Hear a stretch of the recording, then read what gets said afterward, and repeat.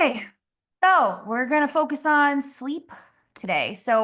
Um, I think, there's so much out there that talks about why sleep is important. I don't think anybody on here doesn't think sleep is important. So I feel like I just want to give you guys more, instead of giving you a ton of reasons why sleep is important, like obviously it affects our metabolism, our hormones, our mood, everything, our cognitive function. Absolutely everything is affected by either lack of sleep or, is benefited by really good sleep. So we all know that. That's not new. Before we jump into some ways on how we can improve our sleep, which is especially crucial for us, I want to hear from you guys. What screws up your bedtime? Like what do you feel? List them all out. What do you feel causes you to not have great sleep? If you could think of all of the reasons. Oh, thanks. Oh God. Nick turned on the lights. It's like a party in here now.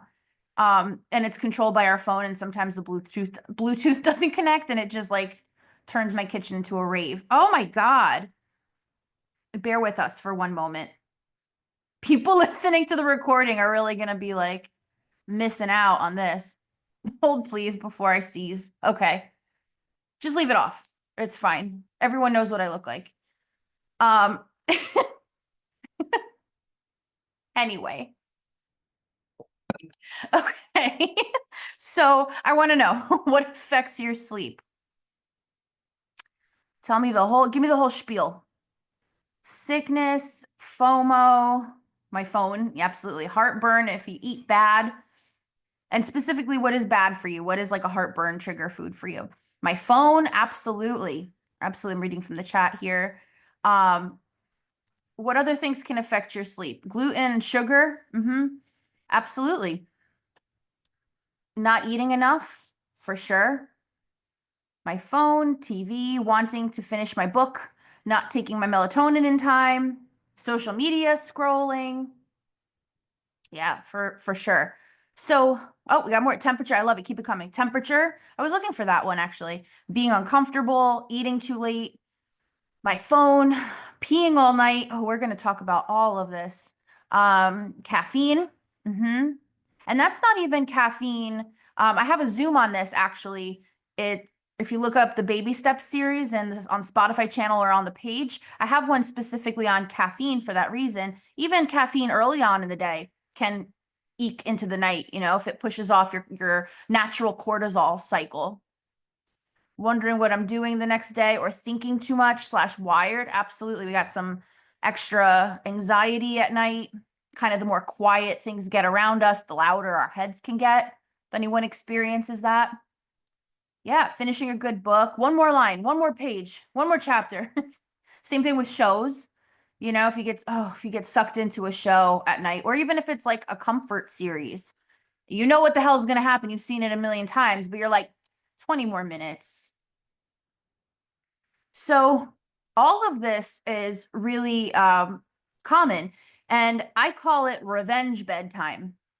So for at least the ones that are about like, having FOMO, your phone, scrolling, wanting to finish reading, all of those things. Yeah, I also have a lot of clients who are gamers who love to game at night, after they're done. And I call it revenge bedtime because it's kind of like it's our time. It's our time to not be needed so much, right? It's like you've logged off. If work is emailing you, it's like too late for it to be appropriate for you to even reply usually. Kids are asleep, let's say, and it's just your time. And there might not be energy to turn that you time into like, I don't know, like you're not going to go hiking at night, your you time, or you might not be the person who's going to sit there with like a face mask and do beauty things. Like it might be just reading your book, looking forward to everyone shutting the hell up and letting you read your book, or scrolling. So, and I mean, those of us with ADHD, we have time blindness to begin with, right? So I think it's important to create a bedtime that we look forward to. If you have a bedtime that is seen as the end of the day, but like not even, it's the end of the day that is yours. Because there's the end of the day that is your actual day, right? where you're needed, talking like I was saying. But then if you're just thinking of your bedtime as like, I just got to go to sleep and it starts all over again tomorrow, that's going to be something that you're going to push off because it just feels like it's the end of the end of your day in a bad way. But if you start to think about it, Jelly is screaming right next to me. Sorry, I keep looking over. But if you keep, I lost track of my notes. Anyway, I think I said what I said about 4 different ways, what I needed to say about 4 different ways. But what is important is to build out your evening to be something that you're looking forward to and more than just vegging, right? You want to look forward to the end of the night the same as the end of your day, if that makes sense. So what is that like? I want to ask you guys now, what is your bedroom like? Be honest. What is your bedroom like right now? If you look around your bedroom, what are the vibes? Is it decorated the way you wanted? Is it cozy? Do you look forward to being there? Does your bed beckon to you because it just looks like the height of comfort? Or does it look like a laundry bin? Because like half my room's a laundry bin. I'm full stop. Like I'm not saying that your room, there will always be times that your room turns like we joke that the bassinet that my parent-in-laws bought for us is the most expensive clothing hamper of our life. Like it's just, but let's see. What are you guys saying? It's a hot mess. Truly, what do you see when you look around? It's a hot mess. No TV, but she's a hot mess. Harry from Cats. Messy, my clothes are everywhere, but cozy and lots of books, which is good. And that speaks to the point I'm gonna make too, is you want to make the vibes in your room welcoming. And that doesn't mean it has to be spotless. That just means that you have to be able to be in there and not like just want to go in there when it's time to close your eyes and then run out of there in the morning and start your day. It's like you want to think about the energy that you go into things with. And if the energy that you're going into your sleep with is, all right, it's late. Guess I gotta stop. I gotta actually like turn my phone off, or I gotta turn TV off. I gotta put the book down.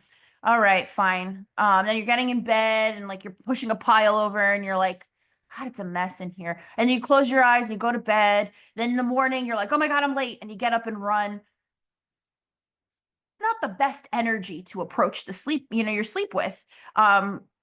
Sleep is as much as sleep is an unconscious thing, it's a mindful thing because you want to be mindful on how good that sleep is. And I'm not saying there are situations that your sleep will be affected. Your room could look like it's out of a magazine and screaming kids, pets that need you, a broken thermostat, like whatever. There will still be extenuating circumstances that might affect your sleep.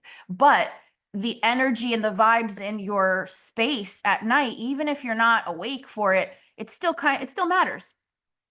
So got messy. Oh, I read that already. Okay. So, I would say the biggest thing is to put some energy and effort into your bedroom. Now, whether that means getting, different hampers, let's say, like, I know that sounds like the dumbest advice ever, but I swear to you, since getting a hamper for my bedroom versus just throwing it on the floor, has been a game changer, as simple and silly as that sounds. Having putting up curtains that you really like, right? Instead of having like an open window, you have curtains that warm up the space. You have bedding that you feel comfortable getting into. Satin pillowcases, they're not even expensive. They're not real satin, let's be honest, like polyester or whatever, but like they feel so nice, like zhuzhing up your space in any way. If you take a big glass of water with you at night, take like a fancier glass. I know it sounds so dumb. I know. Light some candles. Get like romanticize your environment as much as you can in little ways, and big ways. But I know it seems ridiculous. Having that environment is going to help you. I'm a huge fan, as you guys, I don't think I've posted about it in a while, but those of you who have been following me for a minute, I'm a big fan of a galaxy light. And they're really, really good for us neurodivergents as well. I put my galaxy light on every night. I have a whole routine. Some nights I make my bed for the first time when it's time to go to bed. I'll just be honest. I put stuff that's hanging around in the hamper. I put the TV on. I usually have some kind of background show that's going. Right now it's Hoarders. It's a good reminder of I have a lot of those tendencies, so I'll watch that. I'll fall asleep to Hoarders lately. Used to be Naked and Afraid for a while. But I'll have like a whatever show. I could pick it up and stop it and start it at any time. Put that on in the background. I put my galaxy light on. And then, I put the TV on, I put it so low you can barely hear it, and then I try to unwind that way. Something that I'm going to recommend that I'm not always the best at is if you feel you can't get off your phone and you can't slip into that really comfy environment, that comfy vibe, being really like present, how your bed feels and how your room feels and all that, because the damn phone beckons. Charge it in another room. Just go get a cheap alarm clock so you're not late to everything. But charge it in the other room. We all existed without phones. I feel so old saying that, like, because I've heard that my whole life, because I've pretty much had a phone for most of it. But the fact of the matter is, there is absolutely nothing we need to know to keep us awake. Like somebody making cranberry slaw with their grandma on TikTok is not the reason that your hormones should be jacked up tomorrow because you stayed up late. It's a cute video. Save it, look at it tomorrow. But put your phone in a different room if it feels like it's too hard to put it down. So we want immaculate vibes. And I say immaculate, but again, I just want to put that out. I do not mean pristine. I don't mean tidy. You don't have to keep it spotless, but like your bed and like your immediate area, like if it is overrun with clutter and you can't stand being in there, top priority for sleep. Top priority, and if you need any help organizing or coming up with a non-overwhelming process of getting that sorted, I love to do that. So text me and I can help you with that. All right, so that's the first thing. Seems simple. The room is important. Second thing is, and this is a big one, is quitting time. So I could sit here and tell you to put an alarm on when it's time to go to bed, right? But that's not going to work. What I am a huge advocate for, I do this, I swear by this, is to have a quitting time. And what that means is it is a time you set in your alarm every day. It's a time that no matter what, when that alarm goes off, you stop what you're doing. You wrap up what you're doing. It doesn't mean you go get in bed. It means that at this point, you're not going to start anything new. You're not, you're going to, if you're just talking to someone, you're going to wrap it up. If you are making something in the kitchen for the next day, get it done. Like don't begin anything new. Don't go sit down on your couch now at this time. Like it's your quitting time. It's your like what you would do if you like owned a store and you had to close up the shop, right? There's like the store hours are until blah, blah, blah. And then after the store is closed, you would get everything settled before you actually leave. It's kind of the same thing here. You want to have like the alarm before the alarm, so to speak. And having that idea, having that like little benchmark to just put it in your ear that, hey, we're approaching nighttime when you tend to be someone, if you tend to be someone who maybe gets a little bit of random energy at night or has a hard time disconnecting, just having that little, scotch to be like, hey, it's time is so helpful because then you can create a bedtime routine that follows the quitting time alarm and you don't have to think about bedtime. What do I mean by that? If you know your routine is when the quitting time happens, I'll give you an example of my routine, right? Quitting time happens. I finish up whatever it is that I am doing on my phone. I get up, I make some kind of a bed snack because I love having a snack in bed. I do.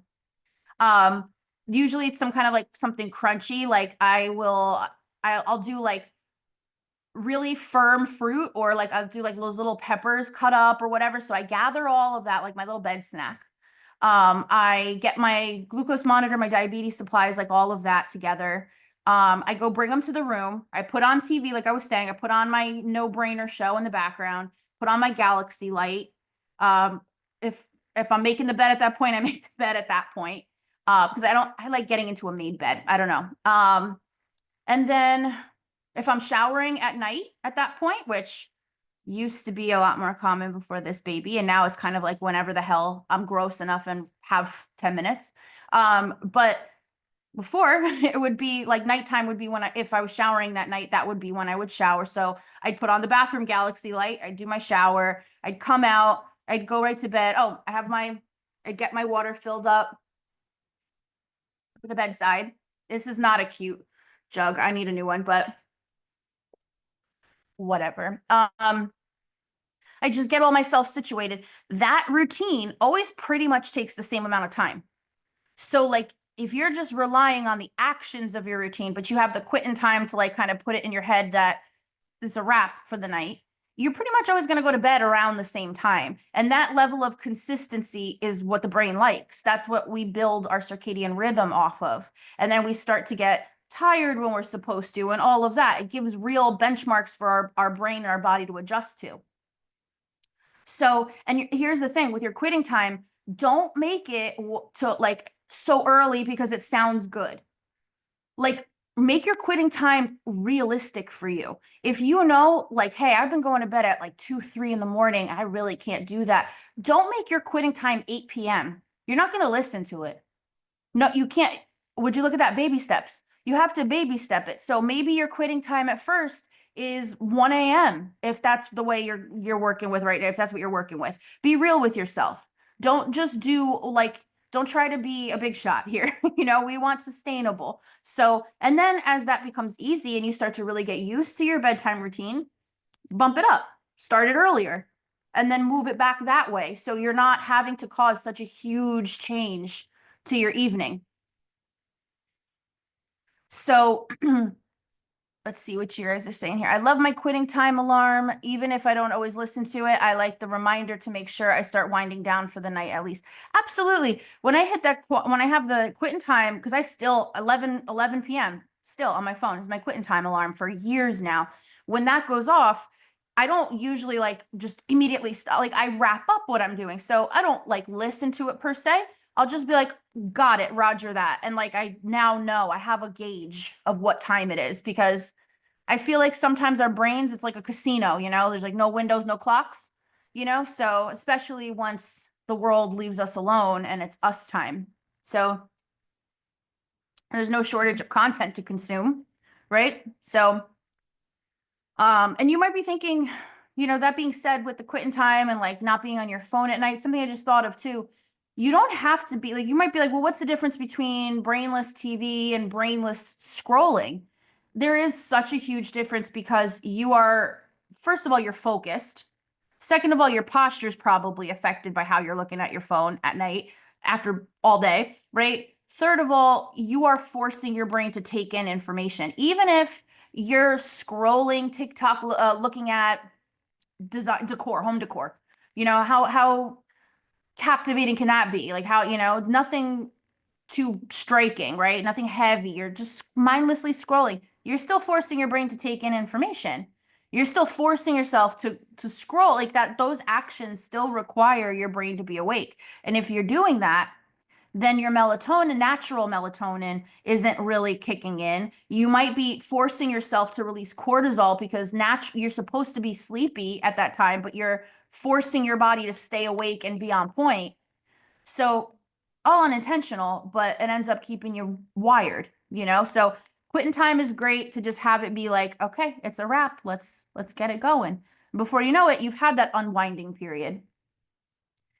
The iPhone has bedtime reminder that you can set. Yep, I ignore it, but it's there. Oh yeah, no, I have to put the most obnoxious, like breaking out of Alcatraz alarm on my phone. We're not doing anything leisurely here. It needs to be like, bitch, like that's the only way. So, like I have to physically snooze it. So, um, because I have like the controls on my apps where I'm supposed to only get like an hour a day of my apps and everything, and it'll pop up and be like, you've hit your time maximum for the day. Do you want to like ignore this for 5 minutes, for a half hour, or for the day?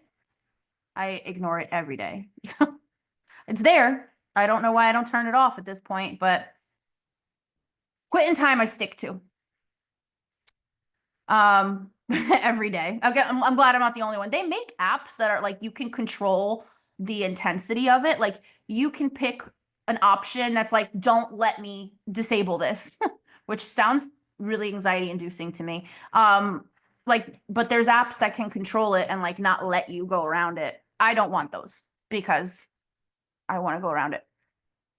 Anyway, okay, so we got keep the atmosphere in your room, comfy, good vibes, quit in time alarm, creating some kind of wrap up routine at the end of the night after your quit in time alarm.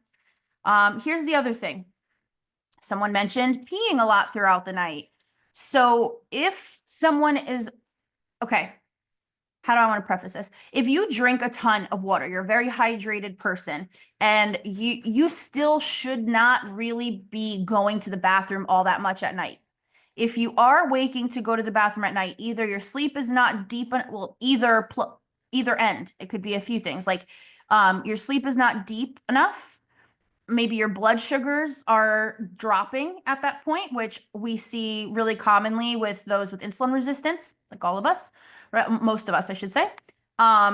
You could also be extra stressed, which makes your bladder like work in overdrive even once you're asleep. There's usually a reason that you are peeing in the middle of the night or getting up several times to pee. So what I would suggest, and a bunch of you guys are already doing this in your own like one-on-one work with me, but I would, if you have access to a glucose monitor, I would check your blood sugars when you're waking up in the morning, just to rule out if it's a blood sugar drop. If you don't want to do that, you can just be preemptive if that is the case and have a little bit of a snack with a little protein, nothing crazy, like some peanut butter or some cheese and a couple berries, like something, like have a bedtime snack. And that will help sustain your blood sugars overnight. So if you have the snack and you realize I'm sleeping through the night, then there you go. Perfect. If not, then I would get the glucose monitor, see what your blood sugars are doing, and rule that out. So that's the big thing with waking up throughout the night. The other thing is shower according to your energy levels, right? So some people will be a morning showerer, some people are nighttime showerers, like whatever, if it wakes you up, if it puts you to sleep. I really relax in a shower. I love an evening shower. So if that, some people don't, but if you do, try to incorporate that into your bedtime routine. Even if you put your hair up and you're not washing your hair at night, I don't wash my hair at night because of breakage. I don't go to bed with a wet head ever anymore. I used to. But like I love to just take like a nice body shower at night. Bonus points if you got a galaxy light in there. Oh my God. Lights off, galaxy light shower is like the best. So shower according to the energy that, if it wakes you up, great. If it relaxes you, do that at night. It's also good too because the stimulation, like the skin stimulation at night, also cues to your brain that it's time to relax for the evening. So you could shower if you're not a showerer and you're not going to be scrubbing and washing. You could just do like a massage before bed. You put some lotion on, nothing crazy, or get crazy. I don't care. I don't yuck anyone's yum. But like if you're not into doing a lot, then like you can just basically put on lotion and that will still kind of stimulate those nerve endings to tell your body it's time to unwind. Yeah, I wrote here, indulge in pre-bedtime routines. Yeah, so that's that. And then lastly, in the morning, don't just jump right up. That's the hardest thing. I know, even if you're a snoozer and you like snooze in bed for like an hour, let's say you snooze your alarm or whatever, don't just jump right up because that level of, oh my God, go, go, go, go, go, that's going to carry you all day. It's going to burn you out early. And then you're going to respond with more stress hormones to keep you awake. And then you'll probably stay up later than you want to. So even though it seems crazy to think that how you wake up could affect your night's sleep, it can. How you start the day is usually what sets the vibe for the rest of the day. And we do have a finite amount of mental energy every day. The only way to regain more mental energy is usually sleeping. So you want to budget how you're spending that mental energy throughout the day. And if you're just like, get up and hit the ground running, you're already running through a lot of that energy before you even begin your day. So thoughts, biggest takeaways. I told you this wouldn't be my most eloquent session, so I hope I didn't ramble through all my information and tangent, but oh, so much is making sense right now. We love that, Gabby. What is making sense? Do tell. I would love to hear one before we jump for tonight. I would love to hear everyone's takeaway. So, what is making so much sense?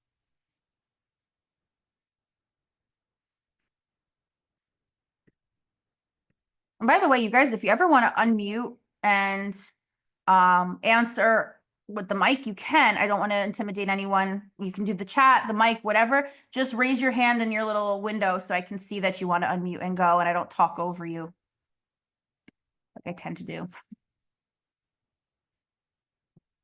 Tell me your thoughts. Tell me your takeaways of today's steps. Which are your favorite? What are we implementing? Jelly is making the craziest little feral sounds right now. Just fight and sleep. Okay, Gabby said, I hate getting up right away in the morning and I've had to get up and go the last few weeks. And that's how I used to start my day. Now I start slowly, even if I clock in from bed and just slowly get my day started and work. Absolutely. Slow starts are not sluggish starts, you know? I always think I'm like the French take an hour to eat lunch. You know, I can get my mind together when I first wake up in the morning. I don't have to jump out of bed and be able to recite prose, you know? So, all right, guys, I would love to know which one of these you guys are going to be implementing this week. So if you want, text me, tell me your thoughts on this. I'm going to jump because I feel like warmed up crap. So I'm going to go, but text me, tell me what you're going to implement from this and what stood out to you. And I hope you guys enjoy the rest of your week. Bye.